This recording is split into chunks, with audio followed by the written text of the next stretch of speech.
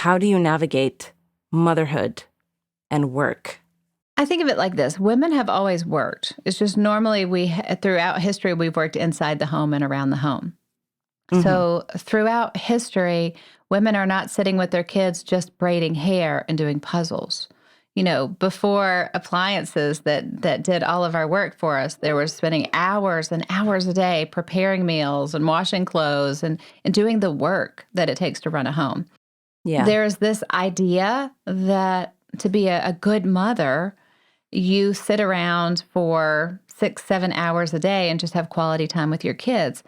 If you look at studies now, women who are working mothers, they spend more time with their children than stay-home moms did generations ago, one-on-one time.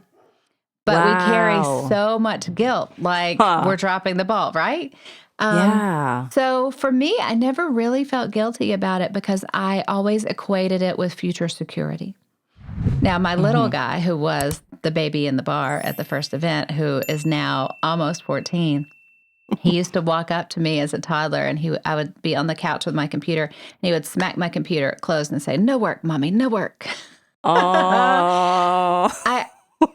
I get it, but I had work to do, Yeah. So we would have fun outings every day. We would do all the great stuff, but I worked a lot. I was in my early 30s, so I had much more energy than I have now at 45. So I'd put them to bed and I'd stay up till 12 o'clock every night. I'd work through their nap times and do all those things. I was really careful about my screen time if I was going to be online, I was going to be working.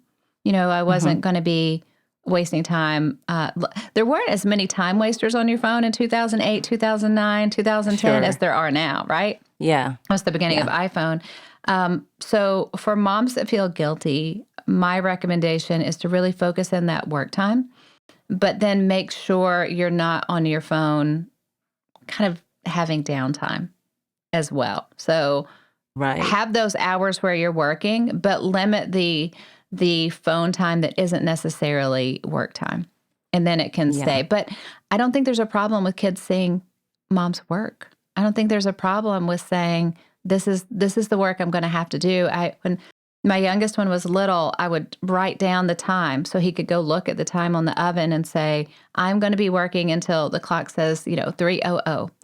So you'd set that expectation for him. Yeah, and then when the clock says 3:00, we're going to go swimming, or, we're going to watch Blue's Clues or whatever else. And when my older boys, before they had phones, they would slip note cards under my door, like, "Have you seen my blue shorts?"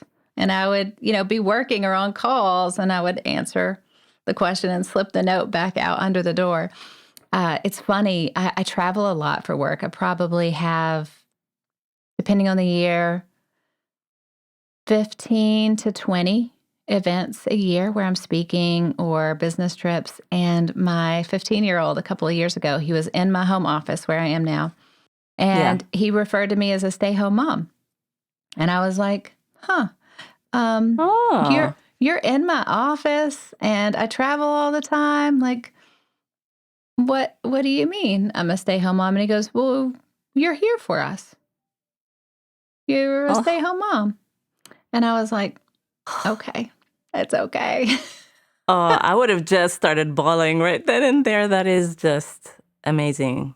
Yeah, I think there's this idea that if we have interest and we have passion and we're investing in something for the future, it's going to hurt our children. It's not. It's the work that I've done for my business and the work that I've done on myself, because we have to do the work on ourselves to be able to grow a thriving business. It's all of that work that I have done that I could have spent years feeling guilty for, because I was not the PTA mom.